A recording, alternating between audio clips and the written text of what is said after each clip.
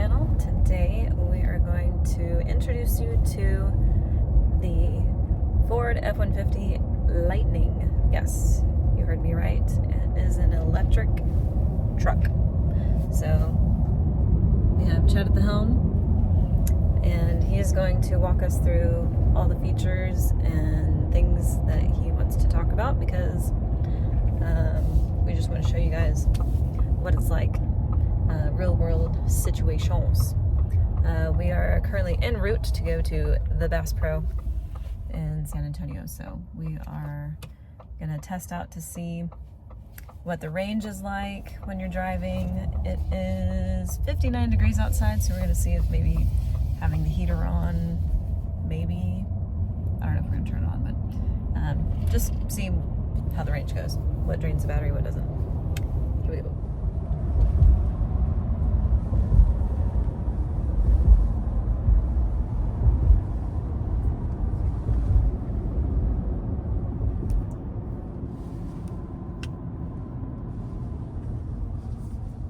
Take it away, Chad. So, you've had the truck, what, about a month? 2 months. 2 months? Yeah. Bought it in February.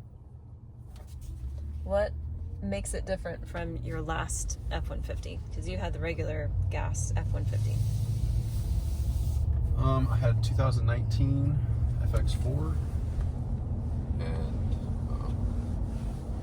obviously the EcoBoost motor in it. So the biggest difference is obviously the powertrain. This is a dual electric motor, all electric. It's not a hybrid. So obviously it doesn't take any gas. There's no emissions.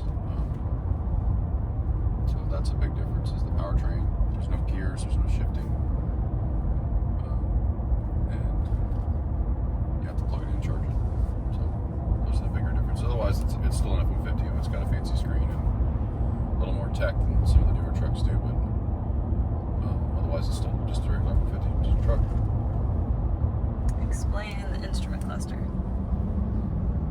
So the obviously speedometer on the right, your battery percentage is that blue line on the left, the right hand side of the left hand side.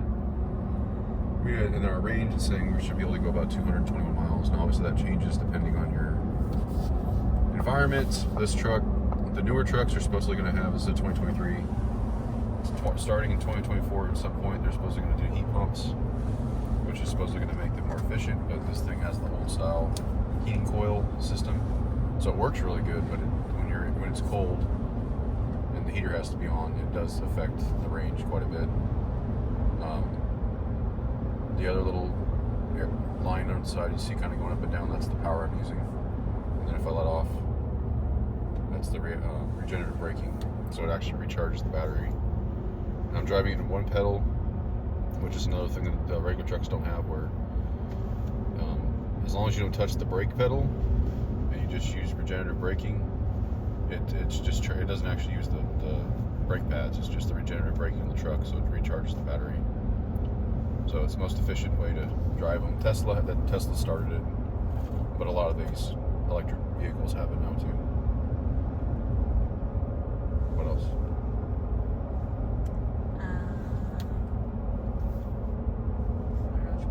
Alex Tacos. You moved to there. Yes. I didn't know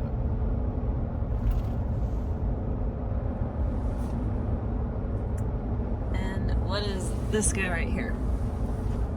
It has cameras to make sure that have your hands on the wheel. So it has a lot of the newer F-150s, the nicer, bigger trim packages, higher trim packages have what they call blue oval driving, or highway blue oval something. Blue Cruise, yeah, that's right. And so blue oval is the charging station. Anyways, and so basically it will, you can go hands-free with it. But it also has a deal where it will drive itself basically on normal roads, because that's only on bigger highways, interstates. We'll probably use it a little bit when we get on the interstate, but otherwise it also has, like a lot of the other cars, it has the lane keeping, and so they want to make sure your hands are on the steering wheel and that you're paying attention and all that. So even when, like, you're now on Blue Cruise, you can't be sitting there scrolling your phone. shaving or something, you gotta be paying attention. If you're not, it'll like kick you out of Blue Cruise. So just a safety feature to make sure people aren't sleeping while they're driving. Because it's not a bulletproof system. Like, it works most of the time, but especially with our roads, we have so much construction going on all the time, it gets lost. So it'll just randomly drop you out of it.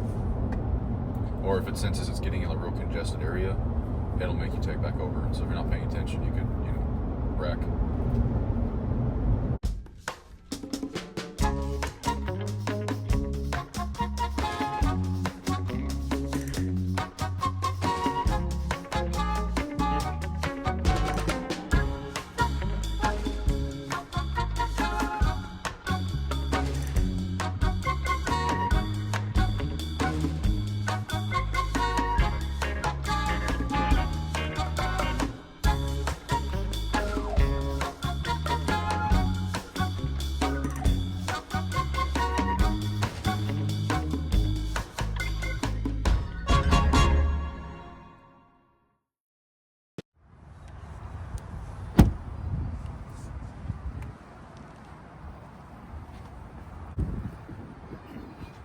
So it says 41 cents a kilowatt hour here.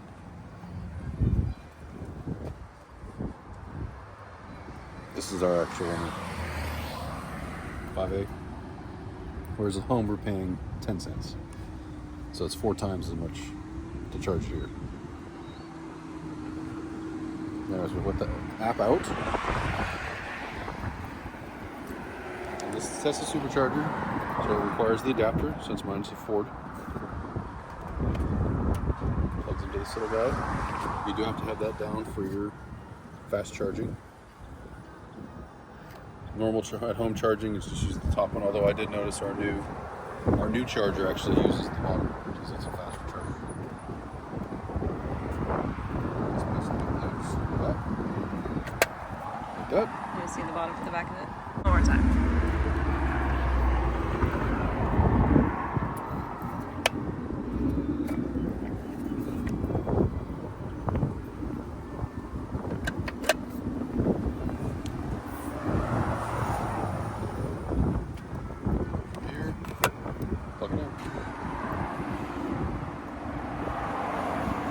And it's charging. See the lights?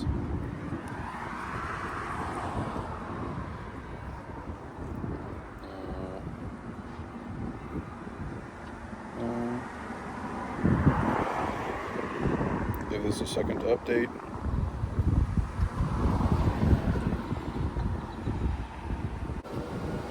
Here it ramp up. Boom, explodes. So it's charging at 175 kilowatts an hour. It's already added 1.6 kilowatt hours.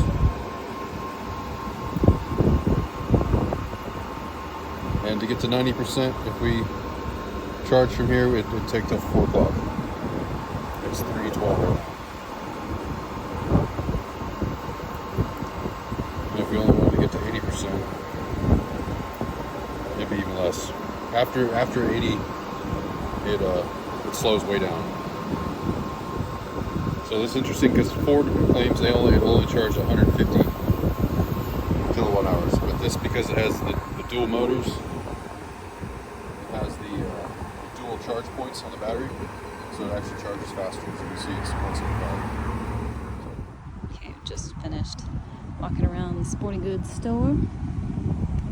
Check out charging.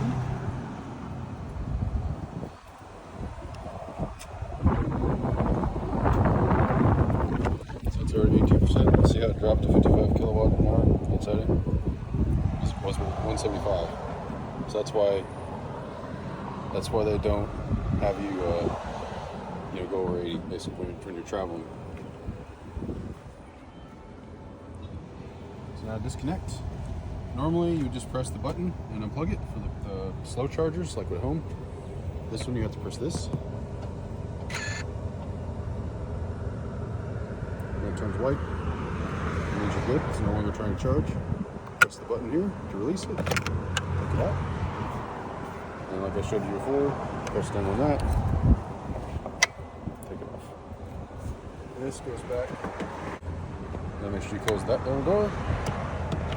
We're good to go. Let us know in the comments if you have any questions about the Lightning F-150. Thanks for watching.